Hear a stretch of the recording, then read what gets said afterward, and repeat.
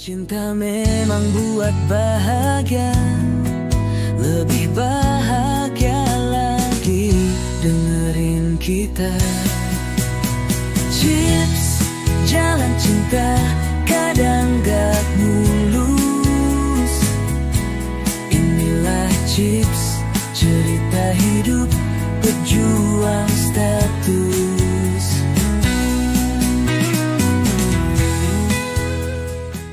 Halo semuanya, selamat pagi Chippers. Selamat datang di Chips, cerita hidup pejuang status. Podcast yang bakalan mengupas tuntas kisah cinta yang kadang bikin kita mikir, sebenarnya kita tuh apa sih?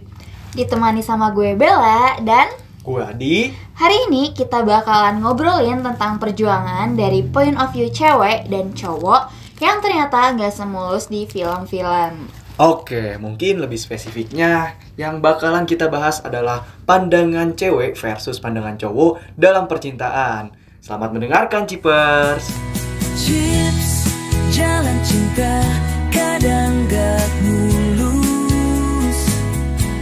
Inilah Chips, cerita hidup pejuang status.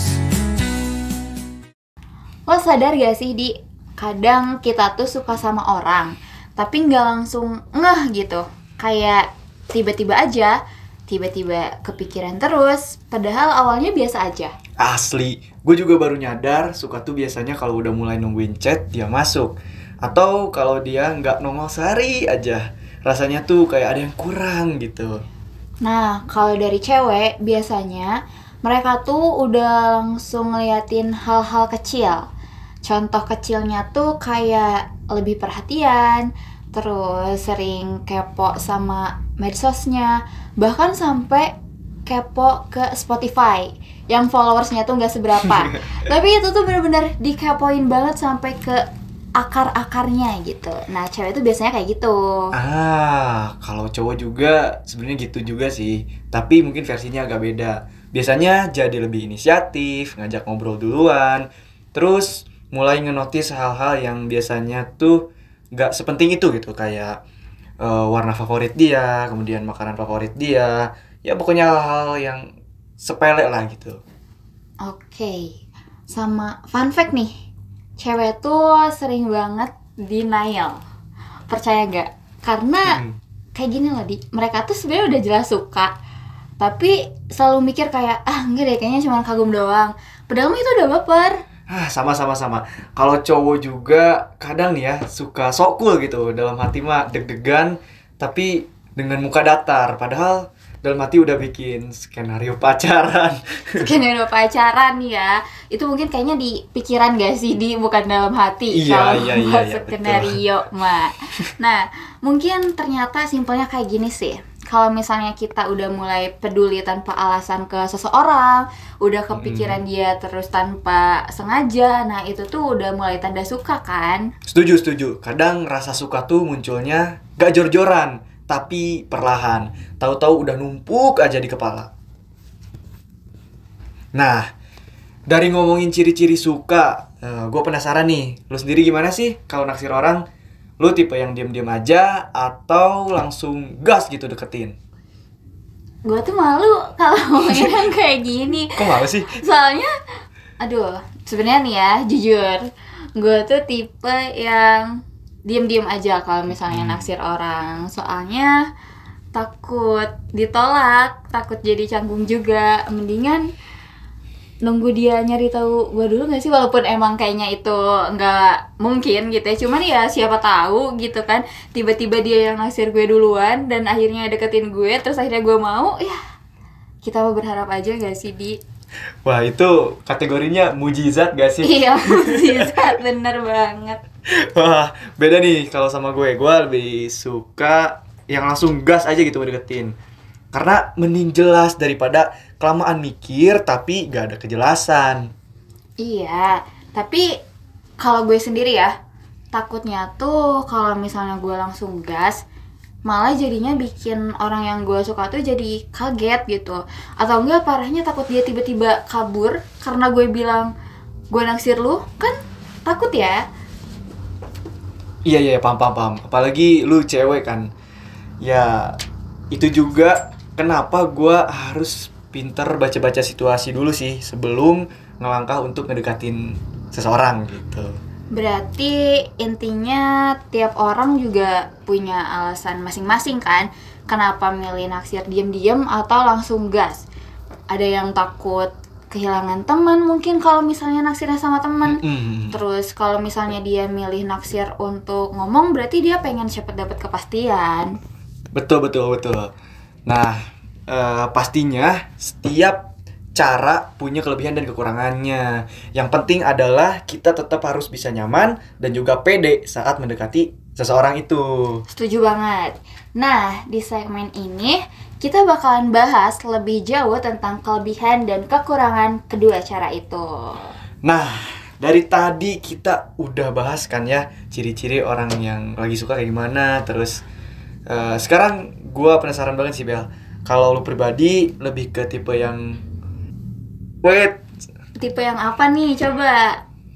Kenapa sih kok lu jadi canggung gitu ngobrol sama gue? Apa jangan-jangan lu naksir sama gue di? Nah itu sebenarnya gue jadi canggung karena sebenarnya gue mau ngomong sesuatu di sini Bel. Ngomong apa coba? Gimana ya? Pokoknya Apa? Lo mau nanya apa nih? Udah deh kita langsung aja deh membahas kelebihan dan kekurangannya satu-satu. Udah gak usah dibahas. Enggak sih. Itu dibahasnya di belakang aja waktu Iya, off air. Oke. Sip. Jadi gimana nih? Kita langsung bahas kelebihan dan kekurangan satu-satu. Mulai dari yang pertama nih. Dari naksir diam-diam dulu deh. Oke. Mungkin kalau dari gue dulu ya. Gue mau bahas mungkin kelebihan dari naksir diam-diam. Yang pertama itu ada minim risiko buat ditolak. Bener gak? Karena menurut gue nih ya, kita kan belum nyatain perasaan nih. Jadi hati itu lebih aman, nggak langsung kayak sakit kalau ternyata dia nggak ngerespon balik. Setuju. Terus nih, kita juga punya waktu buat observasi lebih dalam juga. Bisa lihat dia orangnya kayak gimana. Betul. Cara dia bersikap ke orang lain. Terus teman-temannya siapa aja sih, dan cocok enggaknya sama kita juga. Iya, jadi kita juga bisa lebih tenang dan penuh strategi lah ya. Mau masuk lewat mau masuk lewat jalur teman dulu kek, minta tolong ke teman buat bantuin deketin ke semuanya biar bisa diatur pelan-pelan, kan bisa jangan gerasak-gerusuk lah. Oke, bener. Plus menghindari juga drama sosial, karena kalau misalnya nih dia ternyata nggak tertarik, ya gak bakal jadi omongan juga karena nggak ada yang tahu juga sih kita lagi naksir dia atau enggak. Bener gak? Bener, cuman ya kalau misalnya ada kelebihan pasti ada kekurangan. Nah, kekurangannya juga lumayan menurut gue. Yang paling berasa tuh, yang pertama gak ada kepastian. Misal nih, gue naksir orang bertahun-tahun, tapi gak pernah tahu perasaan dia tuh ke kita kayak gimana. Benar, setuju. Dan juga nih, bahaya banget kalau kesempatannya itu justru malah direbut sama orang lain. Waduh, jangan sampai please. Kita masih nunggu sinyal nih. Tahu-tahu ada orang lain yang nyalip, yang udah nyatain duluan. Aduh, rasanya nyesek banget sih, karena ya jujur gue pernah digituin sih. Oh my god, makanya confess di gimana dong? Tadi kan confess ke lu, tapi gak jadi. God. Jangan kayak gitu di itu, kalau off air aja dibahas ya. Ini nanti para Cheapers langsung kayak, waduh ada apa nih dengan Adi dan Bella. Kan gak mungkin guys, kita memang best friend forever. Cheapers nanti jadi shippers. Iya, jangan sampai dong, kita BFF lah intinya. Oke, back to the topic. Tadi kita ngebahas kekurangan dari mendem kan. Nah, aku juga ada kekurangan lagi nih yang pengen aku obrolin. Yaitu kalau misalnya kita mendem perasaan dan gak confess dan gak jujur ke orang yang kita suka, itu bikin capek mental. Karena perasaan kita tuh dipendem terus, bikin overthinking, terus ngerasa kitanya juga kurang ini itu ya, kasarnya kayak insecure, bahkan nyalahin diri sendiri kayak gitu. Waduh, berat sih ya kalau misalkan sampai nyalahin diri sendiri ini. Dan mungkin kalau boleh gue nambahin yang terakhir, ini penting sih, yakni sulit jadi pejuang status. Waduh. Karena nggak ada langkah yang diambil gitu ya, statusnya bakal stuck gitu, bakal gitu aja antara friendzone atau ya cuman pengagum rahasia gitu, cuman secret admirer Oke. yang nggak kelihatan gitu perjuangannya. Terus kalau misalnya nih, tadi kan kita ngebahas soal kelebihan dan kekurangan dari mendem diam-diam. Nah, berarti sekarang kita bahas kelebihan dan kekurangan dari orang yang suka sama cewek atau cowok tapi langsung gas aja nih. Coba, menurut lo gimana, Di? Sekarang pertama banget nih, cepet dapat kepastian karena kita tahu langsung dia itu tertarik atau enggak nih sama kita, dia interest atau enggak, jadi bisa lanjut atau mundur. Ya, mundur dengan kepala tegap gitu. Oh, jadi kayak, aduh ya at least gue udah confess Nah, gitu kan. betul, jadi langsung tahu Oke. gitu.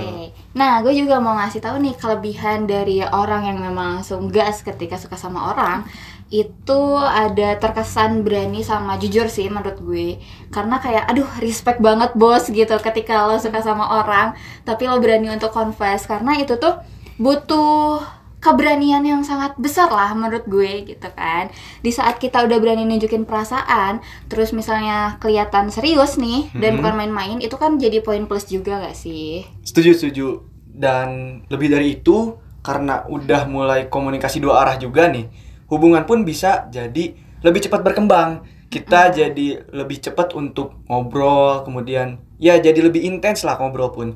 Terus bahkan mungkin lebih ke jalan bareng dan hingga saling mengenal satu sama lain, mau itu background keluarganya, background pendidikannya atau apapun, bahkan kayak hal-hal random itu bisa dibahas lagi nanti kan kalau misalnya udah dekat gitu. Oke, benar sih. Nah, itu juga yang tadi kita sebutin tuh bisa bikin peluang status jadi lebih jelas gak sih? Nah, karena kayak tadi seperti yang udah lo bilang nih, kita udah saling tahu perasaan, terus tahu porsi dari diri pasangan kita masing-masing gitu kan. Jadi kitanya juga enak untuk posisi memperjuangkan hubungan tuh bakalan lebih serius, bukan cuman pengagum dari kejauhan doang.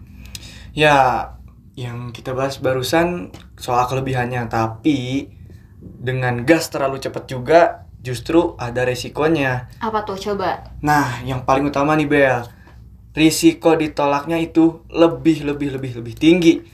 Karena kalau dia belum siap atau gak interest sama kita, ya bisa langsung nolak di awal gitu. Nah, itu yang gue takut, makanya gue selalu mendem ketika gue suka sama cowok duluan kayak gitu. Karena ya gue gak berani untuk mengambil resiko yang besar itu. Nah, bahkan selain risiko ditolak lebih tinggi, gue tuh takut kalau misalnya bikin orang yang gue suka tuh kaget atau risih gitu. Apalagi kalau semisal pendekatan kita tuh terlalu to the point atau agresif lah kasarnya. Bisa jadi kan dia malah ilfeel ke gue, kan gue nggak mau dong kalau misalnya orang yang gue suka malah ilfeel ke gue. Iya, malah jadi jatuhnya malah lebih jauh ya nantinya. Betul. Dan yang sering kejadian tuh selain jadi awkward kalau ditolak, tapi tetap satu area itu, satu lingkungan. Misalnya nih satu kelas atau satu organisasi. Waduh. Atau bahkan satu circle gitu. Satu circle. Terus habis itu jadi awkward tiap ketemu gak sih? Iya, itu setuju. Kayak masalahnya bukan canggung ke kita berdua doang gitu, tapi bakalan canggung ke teman-teman kita yang lain juga. Betul. Dan itu nggak enak, menyebarkan aura negatif lah ya di sekitar lingkungan kita. Kalau nongkrong juga nanti malah jatuhnya kagok gitu ya. Kagok, benar. Iya, jadi jadinya, kikuk gitu. Iya, kikuk. Atau enggak, paling biasanya kayak gini nih. Misalnya gue suka sama orang yang satu circle. Nah, nanti tuh pas kita ada rencana nongkrong nih di circle, gue ikut tapi dia nggak ikut. Nah, atau enggak dia ikut tapi gue nggak ikut. Nah, kayak gitu. Jadi kayak aduh, ya begitulah, sangat-sangat bikin canggung gitu kan. Nah, terus gue mau nambahin nih, Di. Kalau misalnya kita terkesan terlalu ngebet dan gayanya nggak elegan atau kayak buru-buru, nah itu tuh bakal dikira kayak haus validasi lah, agresif lah ya. Balik lagi ke hal-hal negatif yang tadi sempat gue sebutin waktu awal, kayak gitu. Iya, benar. Jadi intinya atau kesimpulannya, baik naksir diam-diam maupun langsung gas ngedeketin gitu, dua-duanya juga punya kelebihan dan juga kekurangannya masing-masing. Jadi nggak ada yang salah, dan yang penting adalah kita tahu kondisi dan nyaman gitu sama cara kita sendiri. Oke, betul sih menurut gue.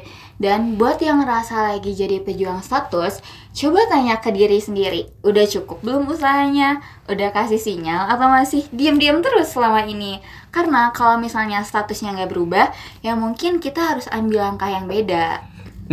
Yang penting jangan sampai perjuangan lo itu bikin lo lupa sama harga diri sendiri gitu. Kalau udah usaha tapi nggak dihargai, mungkin ya dia bukan orang yang tepat, Bel. Betul, jadi lo tim yang mana nih? Tim naksir diam-diam atau tim langsung gas deketin? Chips, jalan cinta kadang gak mulus.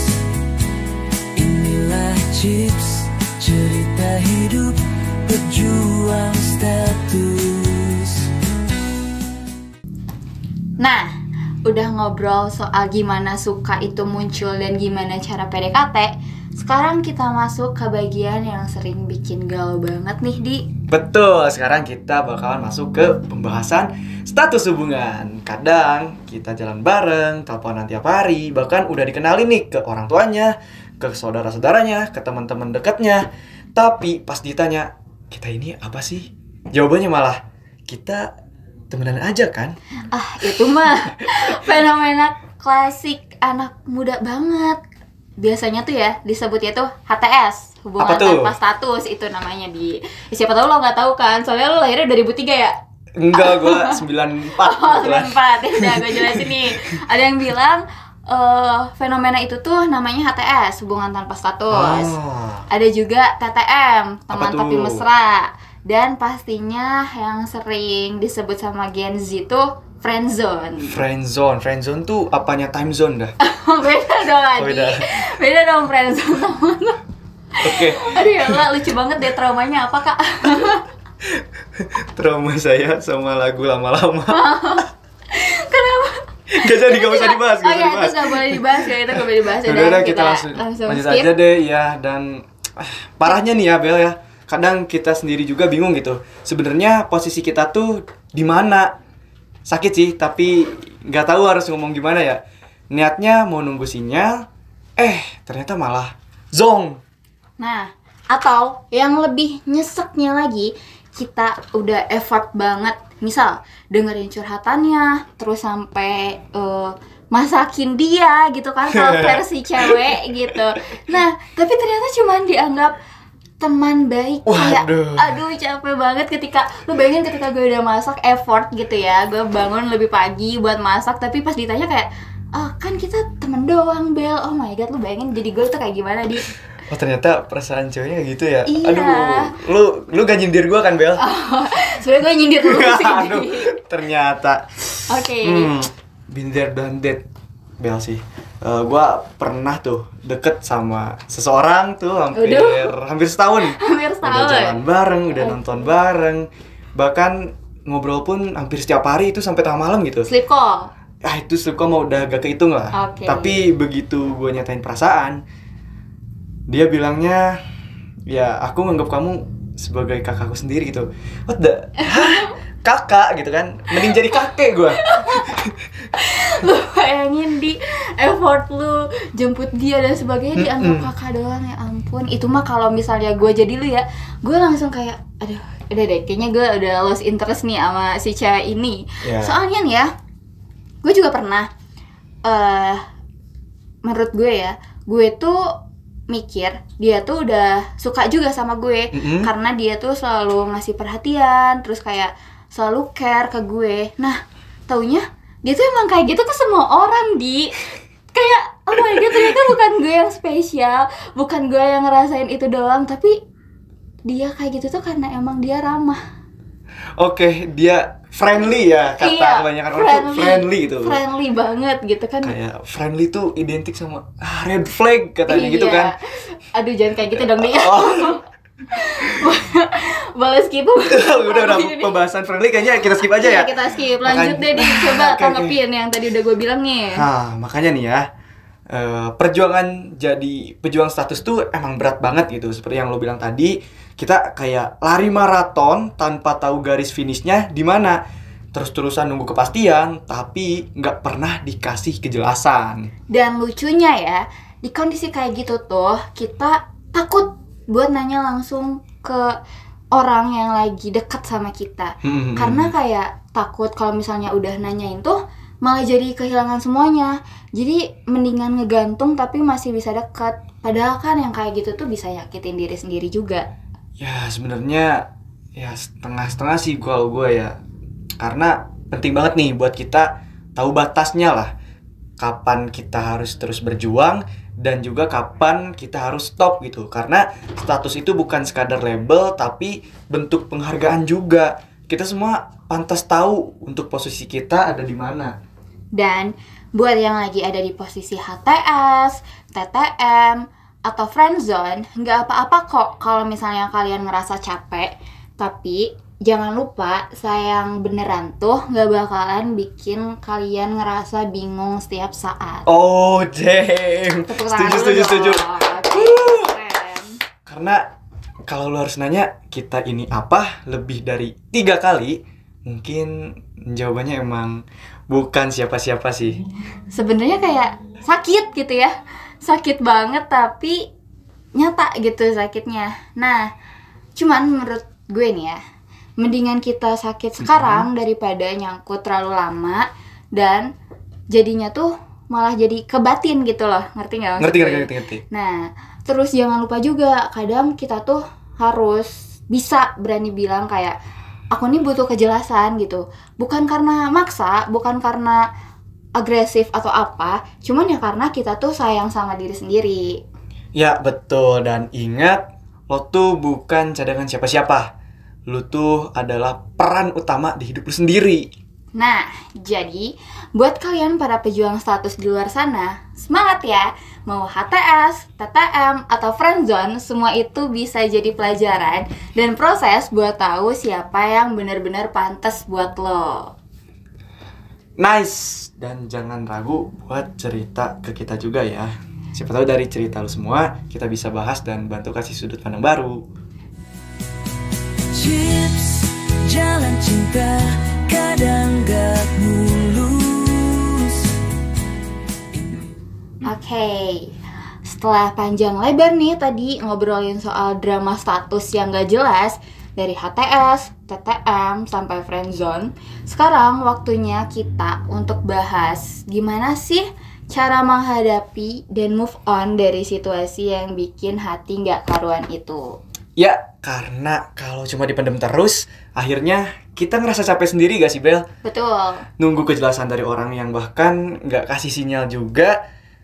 Kayak ibarat nungguin kereta yang gak bakal dateng gitu. Nah, itu tuh kayak di satu sisi buang-buang waktu juga ya kalau menurut gue.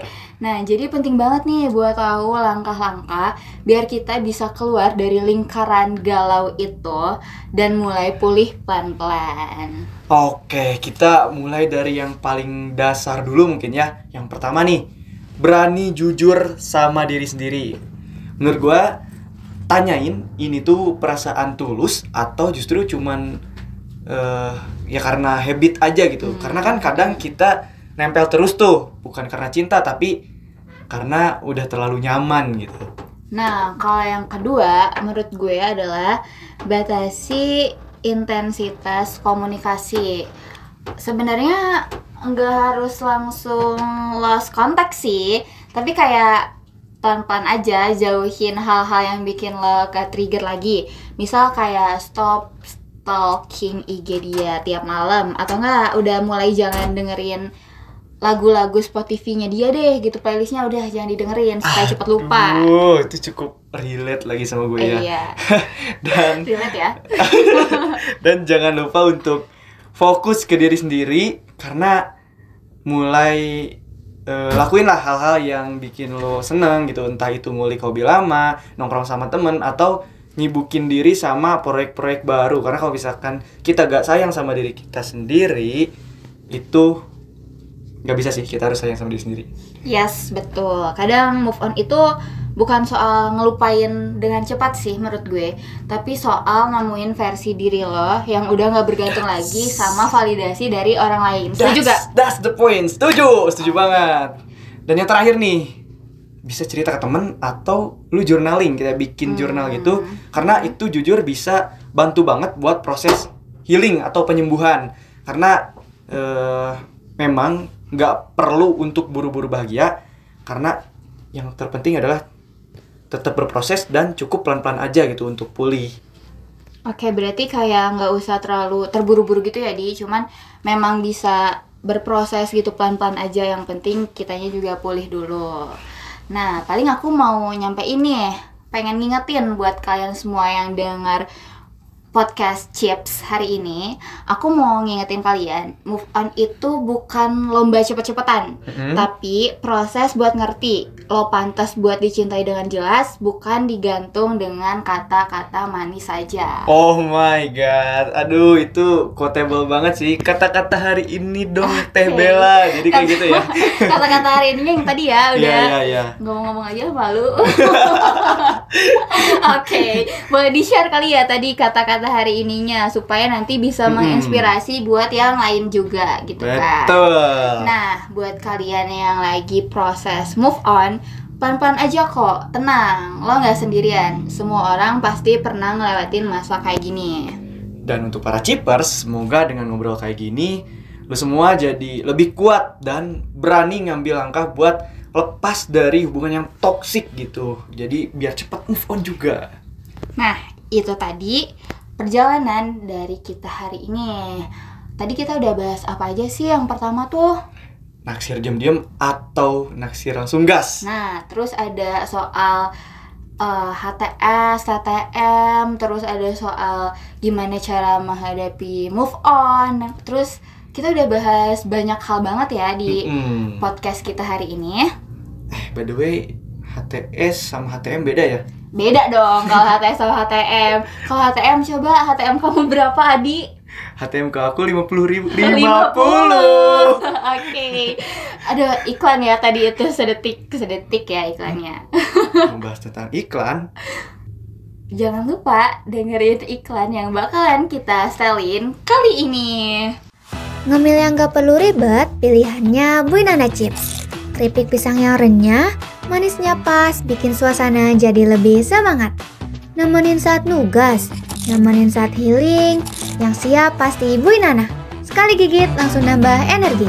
Buinana Chips bikin orang happy.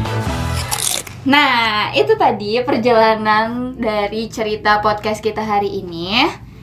Dan jangan lupa untuk jajan Buinana, keripik pisang khas Cianjur. Buinana bikin orang happy. Semoga setelah dengerin ini, lo jadi lebih paham, lebih berani, dan yang paling penting bisa jaga hati lo sendiri dengan baik. Dan ingat ya, semua orang itu pernah ada di fase ini. Jadi jangan ngerasa gagal, ini semua bagian dari proses tumbuh dan kenal sama diri sendiri. Dan jangan takut buat jujur sama perasaan lo sendiri. Gak harus selalu kuat kok, yang penting jangan berhenti sayang sama diri sendiri lah. Thank you banget buat yang udah dengerin episode Chips hari ini.